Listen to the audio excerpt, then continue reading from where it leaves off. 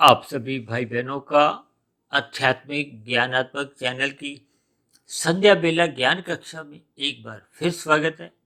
आज की चर्चा का विषय है तमोगुण के लक्षण। और दूसरी पंक्ति में हमने लिखा है निषेध करो, और साथ में मांसाहार मादक पदार्थों का जिक्र किए। आप भाई बहनों को ध्यान होगा, कल हमने रजोगुण के लक्षणों के बारे में खेल तमाशे मौज मस्ती से जोड़ते हुए एक साधारण संसारी मनुष्य की एक दिनचर्या पर थोड़ी प्रकाश डाला था। और कल हमने आपको कहा था कि क्योंकि रजोगुण सा संबंध तमोगुण से एक पास पास ही है, तो इसलिए मेरे मन में आया, क्योंकि कल हमने रजोगुण के लक्षणों पे बात की है, तो आज ही हम देखिए तमोगुण के लक्षणों की बात करते हुए इस बात पर भी एक और पुष्टि करते हैं कि ये दोनों गुण पास पास हैं। ये दोनों देखिए ज्ञान की कक्षाएं भी हमने पास पास ही रख दी हैं, ताकि बात आपके थोड़े ध्यान में अटक जाए, रुक जाए, अपना प्रभाव दिखाए, ताकि हम कम से कम देखिए बुराइयों से तो अवश्य ही बचें। क्योंकि शास्त्रों में तो बार बार कहा गया सत्वगुण की प्रशंसा करो। देखिए सत्संग की बातें तो हम प्रतिदिन ही प्रत्यक्ष रूप से भी करते हैं, अप्रत्यक्ष रूप से भी करते हैं। क्योंकि जब हम सत्वगुण की प्रशंसा करते हैं, यानी कि सत्वगुण की हम बार बार चर्चाएं करते हैं, और रजोगुण के लक्षणों पर जब हम उसकी एक कमियों की ऊपर कुछ चर्चा करते हैं, वो भी एक सत्वगुण की प्रशंसा के ही एक बराबर है। और जब हम तमोगुण के लक्षणों की एक निंदा करते हैं, क्योंकि आज तो हमने देखिए तमोगुण के लक्षणों को निषेध कर्म मांसाहार मादक पदार्थ इन सब को ही काले रंग से दर्शाया है। काले रंग अपने आप में ही एक निंदा की स्थिति होती है, अज्ञानता की स्थिति होती है। ये अज्ञानता को, बुराई कहो, ये सब काले रंग से ही हम दर्शाते हैं। इन सभी स्थितियों पर आपको हमें ज्ञानपूर्वक चिंतन करना होगा। भले ही एक साधारण मनुष्य की जो एक स्थिति है वो राजसी मानी गई है, लेकिन सतोगुण में जाने का आपको में एक अवसर है। अपना सतोगुण बढ़ाने पे ही आपके हमारी ये एक आध्यात्मिक स्थिति मजबूत होती है। आपका हमारा जीवन व्यवस्थित बना रहता है, अनुशासित बना रहता है, और जीवन एक आध्यात्मिक दिशा लेने की संभावना बनती है। और यदि मनुष्य के जीवन में सत्संग होता ही नहीं, अज्ञानता की स्थिति बनी रहती है। क्योंकि आज मनुष्य अपने मिले हुए जीवन में अपने धर्म का पालन नहीं करता, क्योंकि चार पुरुषार्थों में धर्म तो देखिए प्रथम स्थान पे ही इसलिए रखा गया है, ताकि आपका हमारा अर्थ और काम मर्यादा में रहे। अर्थ का अभिप्राय देखिए धन से है, क्योंकि दिन में तो हम सभी भाई बहन देखिए कुछ ना कुछ धन कमाने के लिए चेष्टाएं, प्रयत्न, प्रयास, कर्म करते ही रहते हैं। ये सभी क्रियाओं के पीछे का कारण क्या है? कि आपके हमारे जीवन की देखिए कुछ आवश्यकताएं होती हैं। उन आवश्यकताओं की पूर्ति के लिए आपको हमें पुरुषार्थ करना तो अनिवार्य ही है। लेकिन जब आपके हमारे मन बुद्धि के स्तर पर विषय भोगों की इच्छाएं, कामनाएं ये भोग प्रेरित बनती जाती हैं, जो कि गंध रस रूप स्पर्श और शब्द से संबंध ही रखती है, जिनका हम सुख देखिए स्थूल शरीर के स्तर पर नाक जिह्वा आंख त्वचा कान इनसे भोगना चाहते हैं। इनसे भोगने पे आपके बारी एक तृप्ति होती है। और जब तक स्थूल शरीर के स्तर पर हम इन विषय भोगों को भोगते नहीं है, तो फिर मन में इच्छा जागने के बाद वो अतृप्ति सी बनी रहती है। और यदि आपकी इन विषयों के प्रति कोई लोलुपता नहीं है, इच्छा नहीं है, तो फिर ये परिस्थितियां उपलब्ध होने पे भी इनको भोगने की मन में किसी भी प्रकार की इच्छा जागृत ही नहीं होती। और ये स्थितियां तो देखिए तभी बनती हैं जब आपके हमारे जीवन में सत्वगुण की प्रधानता होती है, परमात्मा की सुमुखता बनी रहती है, परमात्मा के प्रति एक विशेष प्रीति जगने पे ही आपका प्रकृति के इन पांच भोग्य विषयों से एक ज्ञान पूर्वक वैराग्य होता है। अन्यथा मनुष्य का रजोगुण, ये खेल तमाशे मौज मस्ती, ये सभी स्थितियां, परमात्मा की स्थितियां मनुष्य को तमोगुण में गिराती हैं। और फिर मनुष्य तमोगुण में गिरने पर आलस्य में आ जाता है, और फिर इस भोग्य विषयों की प्राप्ति के लिए फिर वो पुरुषार्थ नहीं करता। यानी कि अब उसकी जो एक बुद्धि का स्तर है वो राजसी से तामसी बन जाता है। वो विभिन्न प्रकार की योजनाएं बनाने लगता है कि कैसे प्रकृति के फलों को अधिक से अधिक भोगा जाए, जिसके लिए मनुष्य निषेध कर्म कर जाता है। लेकिन शास्त्रों में तो एक विहित कर्म कहे गए, एक निषेध कर्म। निषेध कर्म अपने आप में देखिए एक पाप कर्म कहलाते हैं। और अक्सर यातायात के नियमों में भी देखिए जो निषेध कर्म के प्रति आपके हमारे चिल्लान करते हैं, मना किया गया है, क्योंकि वो निषेध कर्म होने से अन्य मनुष्यों को हम दुख देते हैं, पीड़ा देते हैं। एक यातायात के नियमों का उल्लंघन होने से अन्य वाहन चालकों के लिए हम दुखद स्थितियां उत्पन्न करते हैं। जैसे संसार में मनुष्य पाप कर्म करता है। अब मनुष्य देखिए मांसाहार भोजन का जब सेवन करता है, तो मांसाहार भोजन का सेवन करने के लिए वो कितने ही पशु पक्षियों का हत्या करता है। अब आपको हमें कोई एक थप्पड़ मारता है तो आपको हमें दुख होता है, और यदि कोई अपने जीविया के स्वाद के लिए इन पशु पक्षियों का गला घोट देता है, उनकी गर्दन घुमा देता है, उनको जान से मार देता है, तो ये अपने आप में कितनी ही निंदनीय स्थिति है। क्योंकि परमात्मा तो देखिए न्यायकारी है। न्यायकारी के साथ साथ अलग बात है कि परमात्मा परम दयालु भी है। परमात्मा तो सर्वज्ञ है, सब कुछ जानते हैं, और परमात्मा एक सर्वव्यापी सत्य है। परमात्मा से कोई छिपकर हम कोई काम कर ही नहीं सकते। ये प्रकृति की एक ऐसी व्यवस्था है।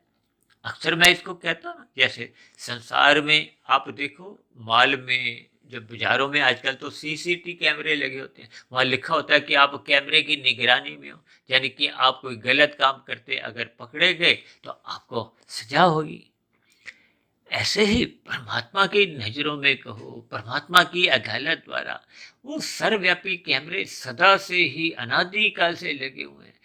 ये आपके बड़े कर्मों की जो एक स्थिति है उसको नोट करते हैं। मैं तो अक्सर एक साधारण शब्दों में क्या कहता हूँ कि प्रकृति आपके हमारे कर्मों को नोट करती है। हम तमोगुण में, रजोगुण में, सतोगुण में रहते रहते जैसे भी कर्म करते हैं, उनको एक कर्माशय बनता है। उस कर्माशय के आधार पे ही फिर अनुकूल प्रतिकूल परिस्थितियां बनती।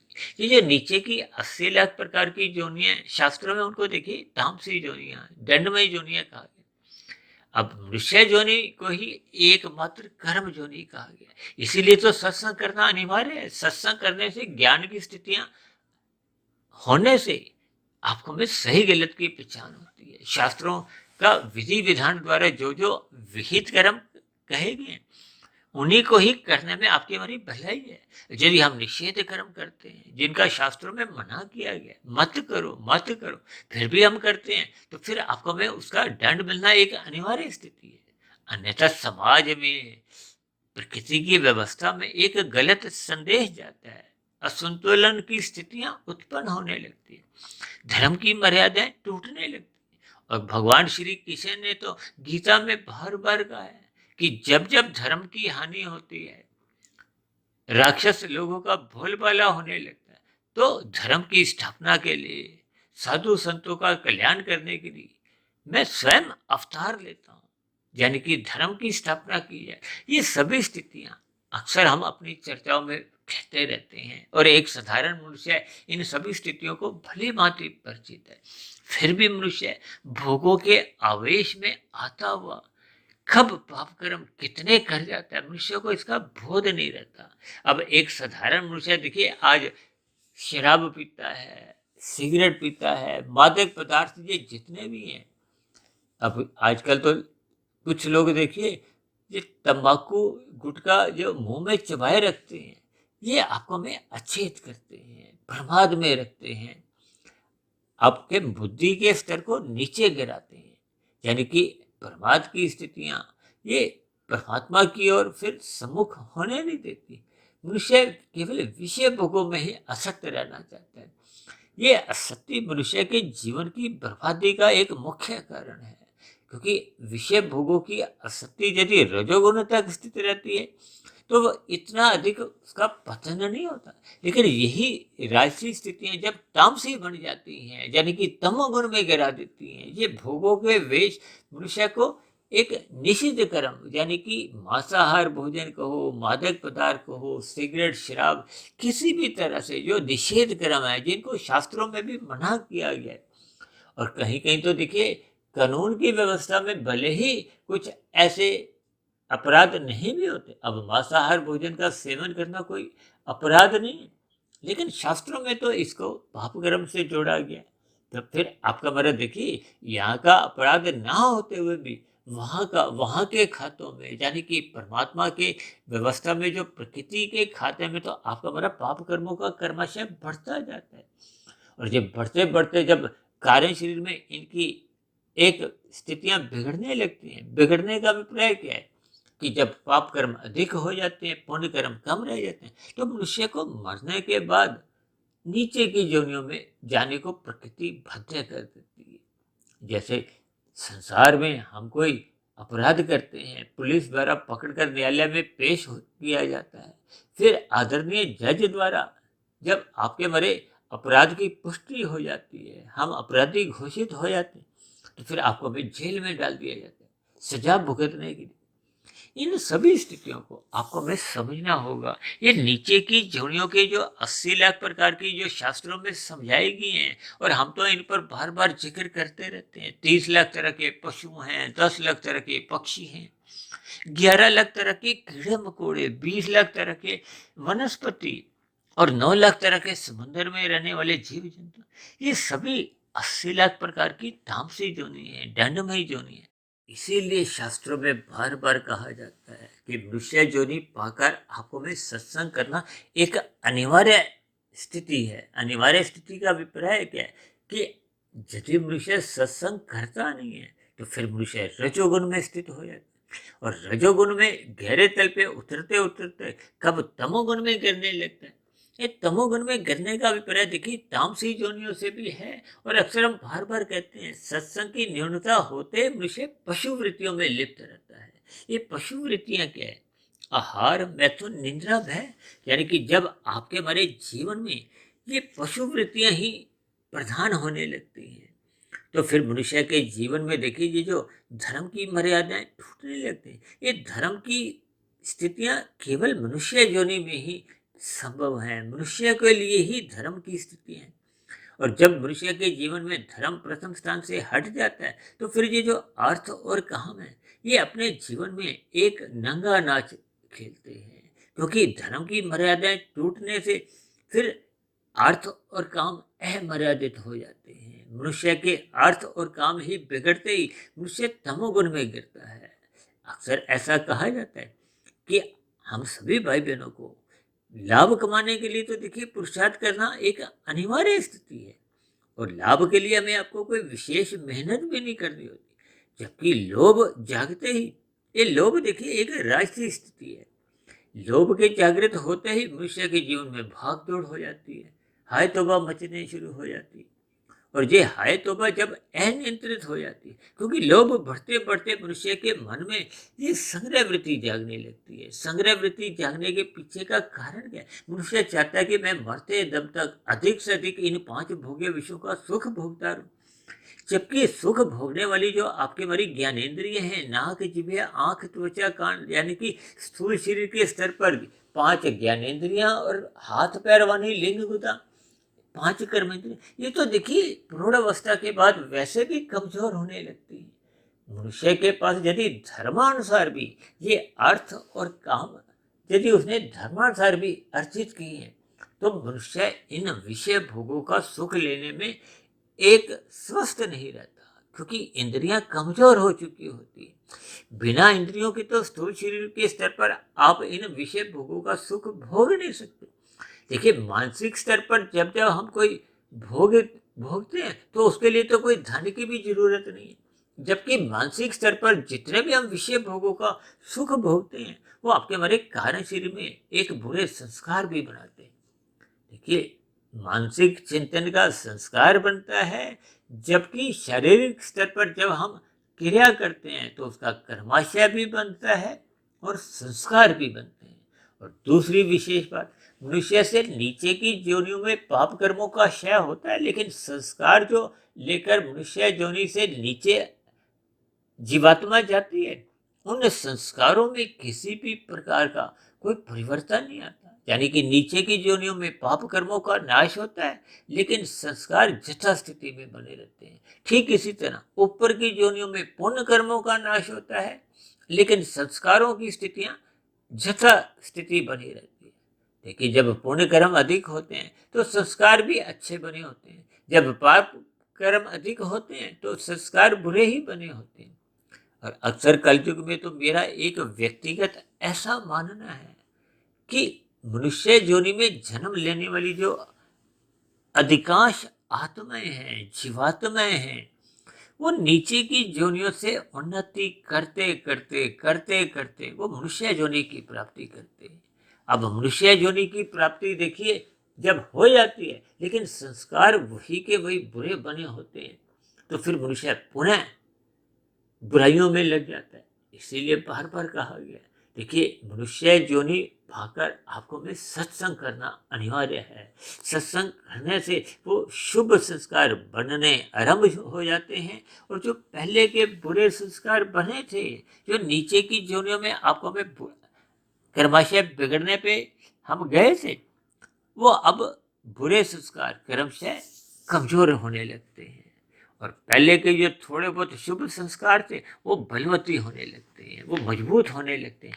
बस यहीं से ही मनुष्य का एक सात्विक स्थिति मजबूत होने की एक स्थितियां बनती हैं, यानी कि मनुष्य एक रजोगुण से अब सत्वगुण की ओर प्रवेश करता है, और यही मनुष्य के जीवन की एक आध्यात्मिक स्थिति मजबूत होने के संकेत हैं। इसलिए तो हम बार बार कहते हैं रात को जल्दी सो जाना चाहिए और सुबह ब्रह्म मुहूर्त में उठ जाना चाहिए, क्योंकि सुबह ब्रह्म मुहूर्त का संग का अभिप्राय सत्वगुण की शुद्धतम स्थिति से है, जब ज्ञान की बातें आपको हमें जल्दी समझ में आने लगती हैं, मनुष्य को अपनी की गई गलतियों का एहसास होने लगता है। लेकिन दिन में तो रजोगुण की स्थितियां होती हैं, मनुष्य का मन चंचल होता है, मनुष्य की बुद्धि एकाग्र हो नहीं पाती, केवल वो विषय भोगों की ओर ही भागदौड़ करता रहता है, और इसी भागदौड़ में उसमें चंचलता बनी रहती है। ये सभी स्थितियां आपका हमारे ज्ञान को कमजोर करती हैं। इसलिए हम सभी भाई बहनों को इन तामसी स्थितियों से, इस निंदनीय कर्मों से बचना होगा। अपनी दिनचर्या को व्यवस्थित करने के लिए सर्वप्रथम मनुष्य को तमोगुण का संग, यानी कि रात को जो देरी तक हम जागते हैं उससे बचना होगा, क्योंकि शाम को सूर्य के ढलते ही तमोगुण की स्थितियां उत्पन्न होती हैं। आरंभिक स्थितियों में तमोगुण रजोगुण से प्रभावित होता है, लेकिन उसके बाद घोर तमोगुण की स्थितियां आती हैं। भले ही उसके बाद का जो तमोगुण है वो कमजोर होने लगता है, क्योंकि सत्वगुण का प्रवेश आ जाता है। सत्वगुण की स्थितियां बनने से वो तमोगुण कमजोर होने लगता है, और फिर एक सत्वगुण की शुद्धतम अवस्था, जिसको हम ब्रह्म मुहूर्त की स्थिति से जोड़ते हैं, जिसका हम अपनी चर्चाओं में बार बार जोर देकर कहते हैं कि मनुष्य को ब्रह्म मुहूर्त में उठ जाना चाहिए। और हमारी तो वीडियो का जो सुबह का नाम ही क्या है, ब्रह्म मुहूर्त उपदेश, और शाम को संध्या बेला संदेश। इन सभी स्थितियों को हम जितना जितना ज्ञान पूर्वक लेते जाते हैं, तो सर्वप्रथम मनुष्य का तमोगुण कमजोर होने लगता है। देखिए, तमोगुण से 10 गुना अच्छा रजोगुण इस आधार पे कहा गया कि मनुष्य यदि प्रकृति के विषय भोगों का सुख लेना भी चाहता है तो छीन कर नहीं, पुरुषार्थ करके ले। और रजोगुण से 10 गुना अच्छा सत्वगुण इसलिए कहा जाता है कि आप धर्मानुसार पुरुषार्थ करो, पाप कर्मों से तो मनुष्य रजोगुण में बच ही जाता है, लेकिन सत्वगुण में रहते हुए वो पहले परोपकार के कार्य करता है, यानी कि ये उसकी एक कर्मिक विकास है। और जब सत्वगुण में वो निरंतर स्थिति मजबूत कर लेता है, तो फिर वो निष्काम भाव से कर्म करने लगता है, परमात्मा की ओर से मुख होने लगता है, वो कर्म योग की स्थिति है। ये सभी स्थितियां आपके हमारे जीवन में कर्मबद्ध तरीके से बनने लगती हैं, लेकिन इसके लिए सर्वप्रथम मनुष्य को ज्ञान का दीपक जलाना होगा। ये तमोगुण की जो एक अंधकार में स्थिति है, अज्ञानता की स्थिति है, इनसे मनुष्य को बाहर निकलना होगा। अन्यथा ये तमोगुण की ही स्थितियां मनुष्य के मरने के बाद अधोगति की स्थितियों का रास्ता बढ़ाती जाती हैं, खोलती जाती हैं। इसलिए मेरी आप सभी भाई बहनों से हाथ जोड़ के विनती है कि मनुष्य को तमोगुण के लक्षणों की पहचान करते हुए इन सभी बुराइयों से अपने आप को दूर रखना होगा। अक्सर हम बार बार कहते रहते हैं कि मनुष्य को लाल बत्ती पे अवश्य ही रुकना चाहिए, लाल बत्ती पे रुकने मात्र से ही हम पाप कर्मों से बचे रहते हैं। यदि हम लाल बत्ती पे रुकते नहीं तो हम कितने ही मनुष्यों की हरी बत्ती में विघ्न उत्पन्न करते हैं। दूसरे जीवों को, चाहे मनुष्य हो चाहे अन्य जीव जंतु हो, जब हम उनको पीड़ा देते हैं तो आपका हमारा कर्माशय गुणात्मक रूप से बढ़ता जाता है। यदि हमने उस लाल बत्ती को पार करते ही हमने 300 लोगों को दुख पहुंचाया तो आपके हमारे 300 पाप कर्म हो जाते हैं।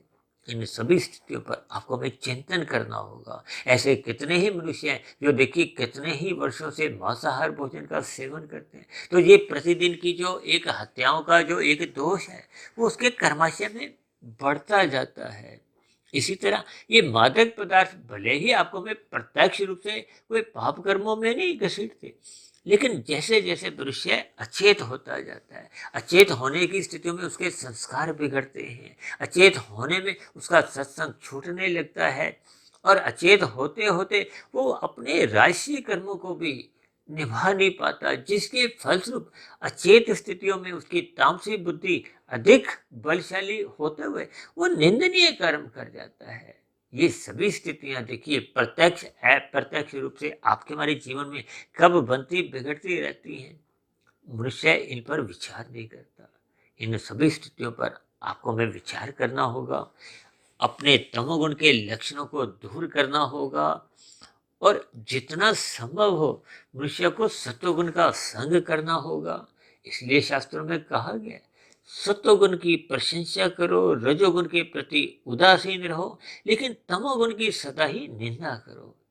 इन सभी स्थितियों के अनुसार हम सभी भाई बहन अपने जीवन की स्थिति को संवारते जाएं, यानी कि अपनी दिनचर्या को व्यवस्थित करें, अनुशासित करें।